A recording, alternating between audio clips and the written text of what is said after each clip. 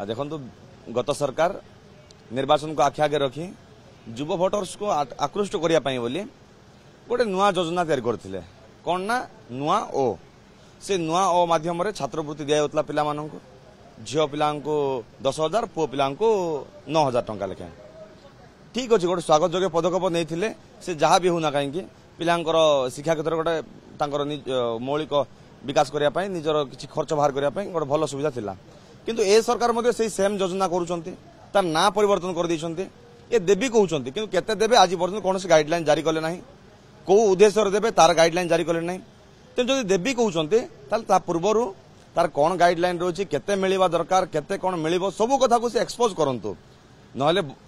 एबे सुभद्रा योजना जेमती आपनकर एसओपी जारी हैला से कहितिले गोटिए आ देले गोटिए तो सेही भलिया न हो यदि सरकार देवी कहउछंती स्वागत योग्य पदक्षेप एटा छात्र छात्री निहाती भाव में एक आवश्यक पदक्षेप तेणु सरकार देवा पूर्व जारी करंतु को गाइडलाइन कौन रही केते देबे पिला कौन लाभवान हो पारे सबू कहला जदि से विधानसभा उपस्थापन करती ताहले एटा आउरी भल ही पारंता।